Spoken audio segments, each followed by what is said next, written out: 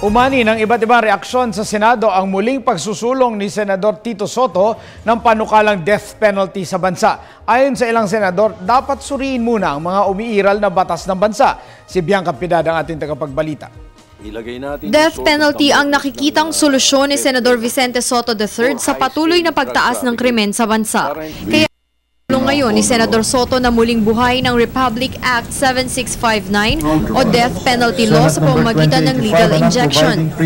Sa Senate Bill 2080, an act imposing death penalty in the Philippines, nais si Senador Vicente Soto na ipawalang bisa ang RA 9346 o an act prohibiting the imposition of death penalty in the Philippines. Ilagay natin yung sword of Damocles ng death penalty for high-scale drug trafficking.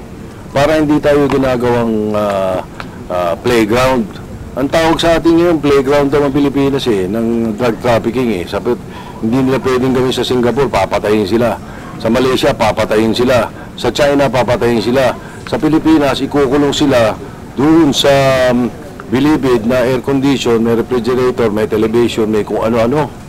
Dagdag pa ni Soto, ang mga brutal na krimen ay hudyat upang magpatupad ng pinakamataas na parusa ang pamahalaan sa ilalim ng konstitusyon.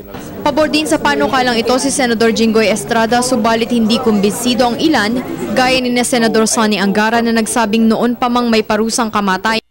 Hindi rin ipinapatupad ng Korte Suprema dahil nakakahanap ng tinatawag na mitigating circumstance upang habang buhay na pagkabilanggo na lamang o reklusyon perpetwa ang ipataw. Si Senadora Grace Poe naman ang nagsabing ayusin muna ang sistema ng hustisya sa bansa bago ipatupad muli ang parusang kamatayan dahil posibleng maagrabyado dito ang may hirap, ngunit may isang bagay naman siyang kinatigan. Ang dami kasing imperfections. Pag mayaman ka, ang ganda ng representation mo. Pero pag wala kang kaya, syempre, limitado ang resources mo to defend yourself.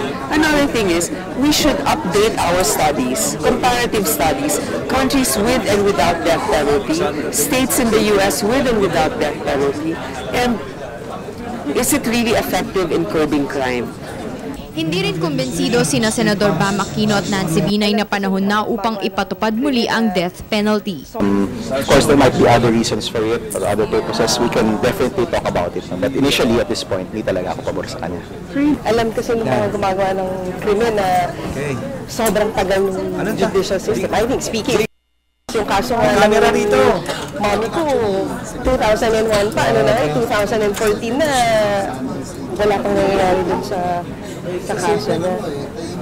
Naniniwala ang mga senador na kontra sa death penalty na dapat suriin muna sa ngayon ang mga umiiral na batas at mag-focus sa pagpapalakas ng mga institusyong nagpapatupad nito.